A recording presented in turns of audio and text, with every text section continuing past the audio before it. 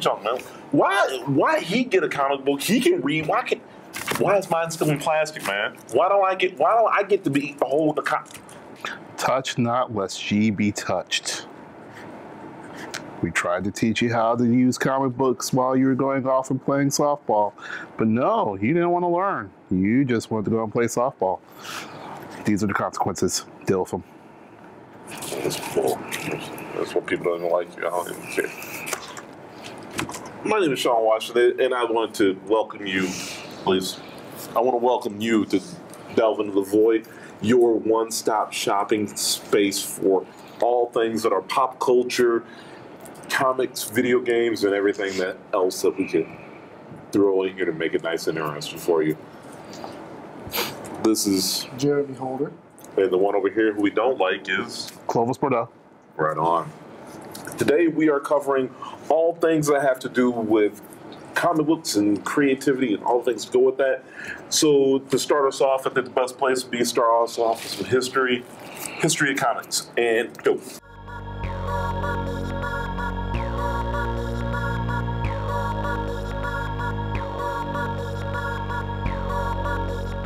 Hello, kiddies. My name is Clovis Bordeaux. I'm from Delve into the Void, and today we're going to be talking about history of comics. When we're looking at the history of comics, you're looking at 1905. It's Little Nemo, Adventures in Slumberland, and I believe the story was only called Little Nemo at the time. And that was from the New York Herald.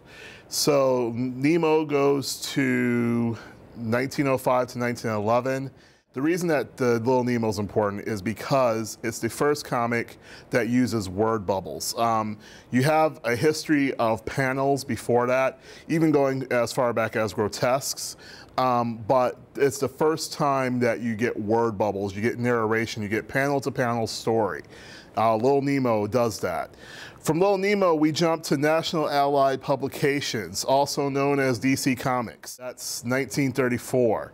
1934, you get, from 1984, you go to 1937, which is Batman, Detective Comics #1. 1938, you get Superman. 1941, I believe, you get Wonder Woman. 1940 is the Joker. This is the golden age of comics. The reason they call it the golden age is because it's the first time that we have superheroes in the modern age of comics. Now, before that, we had our Zorros, our Phantoms, we had a lot of characters that were superheroes, but this is the first time that we get spandex-clad superheroes, the full-blown American mythology that we call comic books. The Golden Age of Comics. What other important parts about the Golden Age of Comics can we talk about? There's nothing really important about the Golden Age of Comics except for DC at this time. After that, you really have Timely Comics. Timely Comics would go on to become Marvel Comics. But really, Timely is they're not doing superheroes. They're trying to do superheroes. During the World War II, you get Captain America, you get the Human Torch, you get Namor, you get Bucky. If you watched The Winter Soldier recently, all of that is a culmination of what started in the 30s and 40s for Timely Comics. And that's really about it for Golden Age. Well, let's just talk about Timely Comics in the sense that it turns into Marvel Comics. Stan Lee comes back from the war. The one most important thing that differentiates DC from Marvel is created during this time. And it's what we know as science. And if you're a trivia person, science! The big important part about this is this. DC uses magic. Wonder Woman is created from clay. Superman comes from a different planet. Aquaman can breathe underwater magically. He's born into Atlantis. Whereas the Marvel characters are all science-based. You have Captain America, who's born from the idea of using natural ingredients to create the super soldier. You have the Incredible Hulk, who uses gamma radiation to become the Incredible Hulk. You have the Fantastic Four, who go out into worlds unknown and come back with these amazing powers. You have Spider-Man. Spider-Man is bitten by a radioactive spider from a science lab. And Peter Parker is the for lack of a better term, everyone's nerd. Everybody can relate to Peter Parker because he is that nerdy kid. And he spends the first half of his story arc being the nerdy kid before he grows up and gets a job at the Bugle. He's a science lab kid. You have all these characters learning through science how to be better people. This is important because during the 60s, what are we trying to do? We're trying to go to the moon. We're trying to build better things. And so that dream, the American dream of using science to better ourselves, transfers into our comic books. The Silver Age is very important because it gives us Marvel. Timely transfers their name to Marvel, Stan Lee, Ditko, Kirby, Steranko. All these people created these wonderful, wonderful characters. Bronze Age of comics, why important? Bronze Age of comics is important because of Giant Size X-Men #1. Tony Stark becoming an alcoholic. In DC, you have Speedy and the Green Arrow, Speedy getting a drug addiction. You have relevance in comics where you're starting to put emotion. By the 70s, Stan Lee had kind of moved on from being in charge of the bullpen, which is how Marvel, their place where their artists and writers all work. He was the editor-in-chief for life. That's a title he's always had since he's left Marvel. But at the time, Jim Shooter came in, and Jim Shooter changes the way that the stories are told. So they stop being about Doc Ock and the Green Goblin, and they start being about their inner issues. Something Stan Lee actually started himself, where he focused on the problems of the characters. Well, Shooter takes it one step further. Your characters are now angsty. They need to be a little bit emo, which fits the time, honestly. And DC followed suit. A lot of their characters started dealing with real world problems. You have during this time where Speedy, the Green Arrow sidekick, has a drug problem, and Green Arrow finds out that he's a drug user. You have the Iron Man story where Iron Man, Tony Stark, is an alcoholic, and he's working through his alcoholism. It's all about bringing the angst to the character. And as a writer, if you are into comics and you are into creating comics, you know that the angst is where the meat of the character usually lies. You can tell a story about someone flying, but it's very hard to tell a real human story.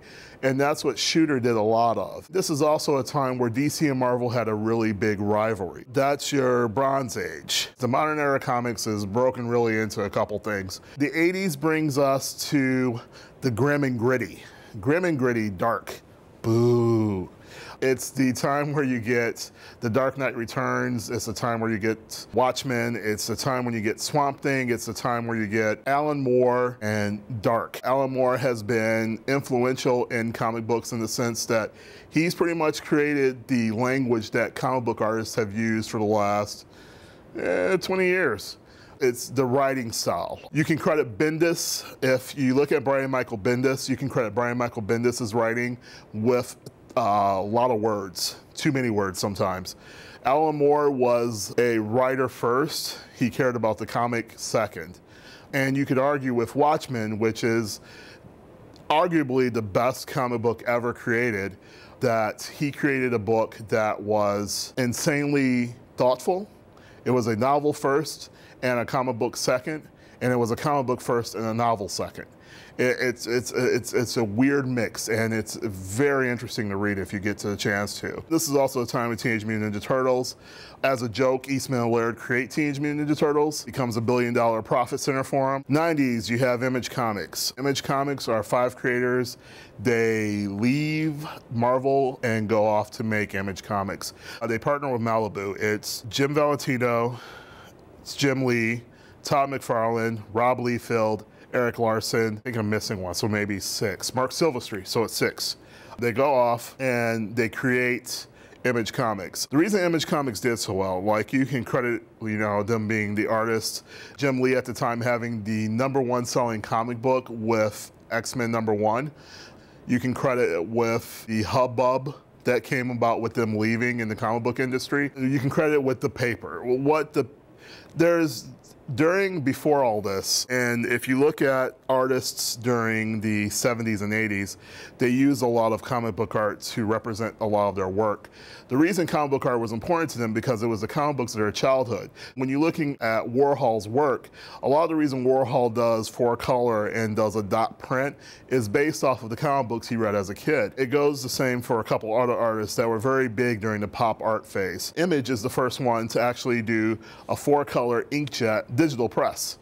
They're no longer doing the dot stipple. If you look back at old time comic book art especially, it was on newsprint. There's a finer quality, a heavier quality of paper now being given to the comic book. The comic book's being taken seriously by the printer as well as by the creator and the writer. Image Comics comes out, they sell gangbusters of books. One thing to be noted during this time is to combat just the image print runs and the image look. Marvel and DC started doing these insane digital like covers where they were like, look and there's a holographic cover, and look and there's a bagged, because this was also during the time of Death of Superman too.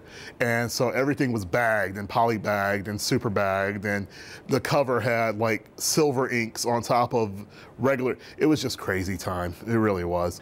96, Marvel goes bankrupt. The reason that we have Sony, Spider-Man, and Fox X-Men, Marvel sold off everything to try to stay alive during this time. What they could sell off, what people were willing to buy, they were willing to sell. It was a instrumental part of getting comic books to film. That really brings us to modern times. Modern times now are really about the independent publisher. Still have the big two. Marvel is owned by Disney.